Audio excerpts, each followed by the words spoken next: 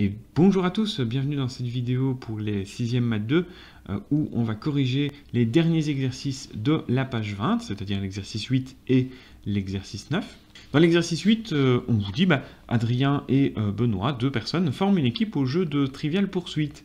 Adrien connaît en moyenne 2 fois sur 5 la réponse à la question cinéma, tandis que Benoît ne connaît la réponse qu'une fois sur 4, toujours dans cette même rubrique. Quelle est la probabilité pour que cette équipe ne trouve pas la réponse à une question de la rubrique cinéma? Alors on peut l'écrire comme ça. La probabilité que Adrien trouve, on nous dit c'est 2 fois sur 5, donc sa probabilité de gagner est de 2 sur 5. La probabilité de Benoît est quant à elle de 1 sur 4. Et donc on peut déjà en déduire quelque chose d'assez intéressant, c'est que du coup, la probabilité de l'inverse pour chacun, en fait de ne pas gagner, ce sera 3 sur 5 pour Adrien. Donc la probabilité que Adrien ne trouve pas est égale à 3 sur 5. Puisque ici 3 sur 5 et 2 sur 5, quand on les additionne, ça fait bien 100%. Puisque ça nous donne 5 cinquièmes, c'est 1, c'est 100%.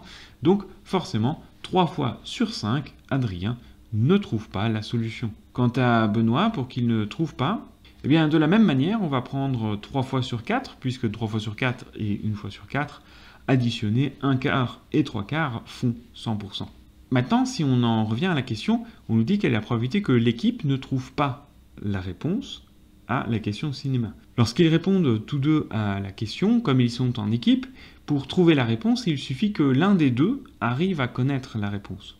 Donc, pour ne pas trouver la réponse, il faut que les deux ne trouvent pas la réponse. Donc il faut que, en fait, Adrien ne trouve pas et Benoît ne trouve pas. Ce qui est supposé ici dans l'énoncé et qui n'est pas explicité, c'est que on peut supposer que Adrien et Benoît en fait répondent et connaissent les réponses de manière assez indépendante. Donc, on peut imaginer que les probabilités de Adrien et de Benoît sont complètement indépendantes, et donc pour trouver la probabilité d'un et, on peut multiplier les deux.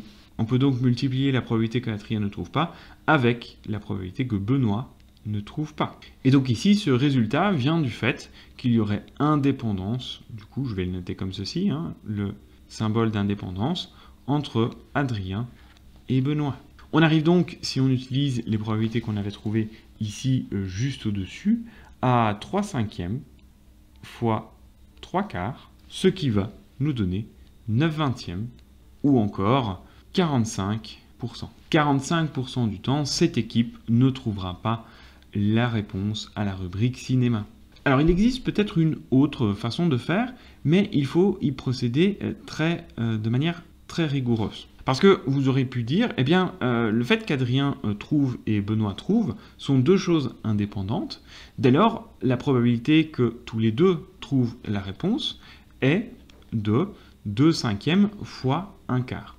Donc la probabilité que Adrien trouve et Benoît trouve est en effet, cela est vrai, de 2 cinquièmes fois 1 quart et donc de 2 vingtièmes, ce qui fait 10%. Mais ce que vous avez trouvé ici, 10%, c'est le nombre de fois où les deux en même temps trouveront la réponse. Ce n'est pas le contraire de aucun des deux ne trouve la réponse. Parce qu'on pourrait dire ici, ce qui est bien sûr faux, de dire que la probabilité qu'aucun des deux ne trouve est du coup de 90. Ceci est une conclusion fausse. Parce que ce n'est pas parce que les deux n'ont pas trouvé en même temps. Si vous voulez visualiser toutes les possibilités, vous avez celle où Adrien trouve et Benoît trouve, une possibilité où Adrien trouve mais Benoît ne trouve pas, une possibilité où Adrien ne trouve pas et Benoît ne trouve pas, et puis une possibilité où Adrien ne trouve pas et Benoît trouve quand même. Ça fait 4 cas de configuration dont les probabilités en fait sont différentes pour chaque cas. Ce que vous venez de trouver, les 10% ici, sont les 10% qu'on peut associer à cette part-ci. 10% du temps, Adrien et Benoît trouvent tous les deux la réponse. La question, c'était quelle est la probabilité qu'aucun des deux, ici, ne trouve. Puisque c'est la seule configuration, celle en bas à gauche, où l'équipe n'arrive pas à résoudre la question au cinéma. Et ça, cette partie-ci était, comme on l'a vu juste avant, avec le calcul, de 45%. Ça, c'est la bonne solution. Le 90% que l'on a trouvé ici, c'est ce schéma-ci. Tout ce qu'il y est en vert ici, les 3 parts qui ne sont pas en haut à droite, ça, c'est 90%. Ça, c'est le fait que Adrien ou Benoît ne trouvent pas. Si l'un des deux ne trouve pas, en effet, on est dans ces 90%. Le fait que l'un des deux ne trouve pas, c'est bien le contraire du fait que les deux, en même temps, trouvent la réponse. On pouvait s'arrêter à 45%, c'était la bonne réponse. Ce schéma-ci, c'est pour vous montrer comment on pourrait se tromper facilement dans un énoncé comme celui-là si on va trop vite. Bien, essayons tout de suite maintenant, du coup, le dernier exercice, le 9. On vous dit, voilà, on va jeter 3 dés de couleur. Donc, il n'y a pas d'ordre précis, mais on jette les 3 dés. Il y a un dé qui est rouge, un dé qui est vert et un dé qui est jaune. Et on note la suite des points obtenus. Quelle est la probabilité d'avoir, par exemple, 1, 4, 2, 1, c'est-à-dire 1, 4, 1, 2 et 1, 1. Un brelan, 3 points égaux, et exactement 2 As. Alors, attention, ici, on voit que la couleur du dé n'influe pas sur, ici, les résultats qu'on demande. On ne nous dit pas, il faut que le 4 soit le rouge, le 2 soit le vert, etc., etc. Donc ici, la couleur n'aura peu d'importance sur les résultats. Par contre, ce qu'il faut bien interpréter, c'est quoi un 4, 2, 1 ? Un 4, 2, 1, donc avoir un 1, un 2 et un 4, est-ce que l'ordre dans lequel on les a de l'importance? A priori, non.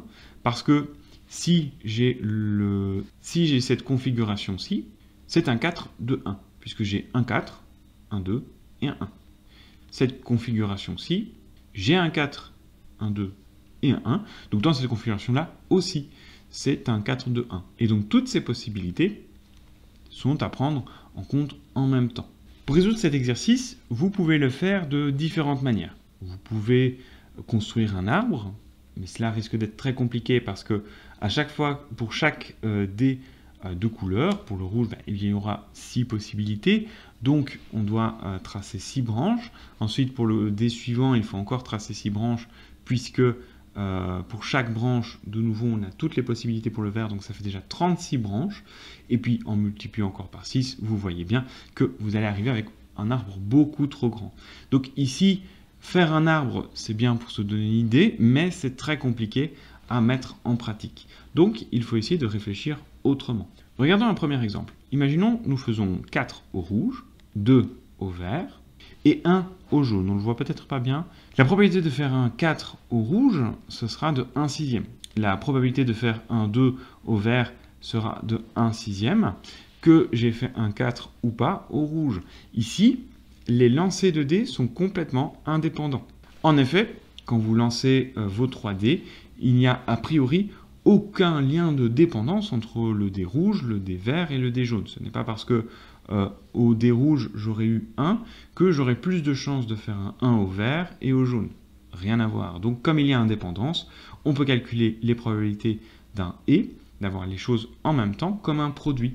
Donc, la probabilité de faire 4, eh bien, au rouge, 1/6. On va multiplier par 1/6 pour la probabilité d'avoir 2, et puis multiplier par encore 1/6 pour la probabilité de faire un 1. Ceci nous donne donc 1 36 x 6, 6 x 6, 36. Donc on arrive à 1 216e. Mais ceci est la probabilité de faire 4 de 1, mais dans l'ordre rouge, vert, jaune. Toutefois, on aurait pu le faire dans un autre ordre. En effet, on pourrait le faire comme ceci. On pourrait faire 2 au rouge, 4 au jaune et 1 au vert. On a donc 1 sur 6 fois 1 sur 6 fois 1 sur 6. De nouveau, 1 216e, puisque de nouveau, chaque nombre ici a une chance sur 6 d'apparaître, et comme il nous faut 3 nombres exacts, eh bien, on multiplie les 3, on arrive à 1 sur 216e. Calculer la probabilité d'un événement particulier ne sera pas compliqué, mais savoir le nombre de possibilités que j'ai de faire un 4 de 1 est ici nécessaire. On va donc essayer de toutes les écrire, et voici ici affichées toutes les possibilités de faire un 4, 1, 2. Vous avez toutes les possibilités pour 4, eh bien vous pouvez faire soit après il reste 2 et 1 ou 1 et 2. Ensuite, si vous faites 2 au rouge, vous pouvez faire soit 1 et 4, soit 4 et 1. Et puis si vous faites 1 au premier, au rouge, vous pouvez faire 2 et 4 et 4 et 2. Il y a donc 6 possibilités. Et pour connaître la probabilité de faire toutes les possibilités, on va additionner ces 6 probabilités. On aura donc 6 fois 1 sur 216e, ce qui nous fait 1 36e, ou encore environ 2,8%. Maintenant que vous avez compris un peu le principe, je pense que vous serez capable de faire les deux derniers. En effet, un brelan, c'est avoir 3 points égaux. Alors 3 points égaux, ça veut dire que je peux par exemple calculer la probabilité d'avoir 1, 1, 1. 1, 1, 1, c'est faire 3 fois 1 pour chaque dé. Pour le rouge, le vert, le jaune, c'est donc un brelan puisque j'ai 3 points de la même valeur. De la même façon que 421, on va faire 1 sur 6, 1 sur 6, 1 sur 6. C'est de nouveau 1 sur 216. Et ensuite, on va essayer de voir toutes les autres possibilités. Et vous pouvez voir ainsi que faire 3 points égaux, on peut faire aussi 2, 2, 2, 3, 3, 3, 4, 4, 4, 5, 5, 5 et 6, 6, 6. Toutes ces possibilités auront la même probabilité, puisqu'en effet, à chaque fois, on fera 1 sur 6 fois 1 sur 6 fois 1 sur 6, ce qui nous donnera 1 sur 216. Et tout ça, eh bien, comme il y a 6 possibilités, on va multiplier par 6, ce qui va nous donner 1 36e ou encore de nouveau 2,8% environ, ce qui est exactement le même résultat qu'au A. Ainsi, faire un 4, 2, 1 a la même chance de se produire qu'un brelan. Regardons pour avoir exactement 2 As. Exactement 2 As, eh bien, je peux faire, par exemple, 2, 1 sur les deux premiers dés, et puis le dernier, je n'ai pas de prérequis, sauf que ça doit être tout sauf 1. Donc ça peut être 4, ça peut être 5, etc., mais pas 1. Et donc, la probabilité d'avoir exactement 2 As dans cette configuration-ci, ce sera 1 sixième fois 1 sixième fois 5 sixièmes, ce qui fait donc 5 216e. Mais 1 et 1 peuvent aussi être ailleurs. On peut avoir aussi cette configuration où j'ai un 1 sur le rouge, un 1 sur le jaune, et sur le vert, j'ai tout sauf un 1. Et la probabilité d'arriver dans une configuration comme celle-là, eh bien, ce sera de nouveau 1 sixième fois 5 sixièmes fois 1 sixième, ce qui nous donne 5 216e. Et finalement, il reste une possibilité, le dé libre qui doit être tout sauf 1 peut être aussi, du coup, le rouge. 4, 5, 3, 2, mais pas 1, ça peut être 6 aussi. Et donc, on arrive à voir peu à peu tous les cas de configuration.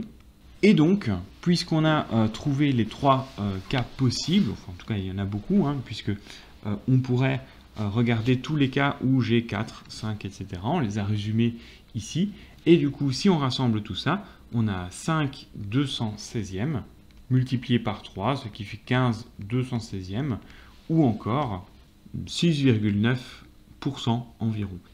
Et la fraction peut elle-même se simplifier en 5 72e. Donc 5 chances sur 72 d'avoir 2 As exactement. 6,9% étant supérieur à ce qu'on avait trouvé avant, avoir exactement 2 As est moins rare qu'avoir un 4-2-1 ou un brelan. Et voilà, c'est tout pour les corrections d'exercices.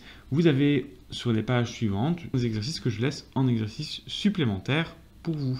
N'hésitez pas à poser des questions si jamais vous en avez. Et sur ce, à bientôt!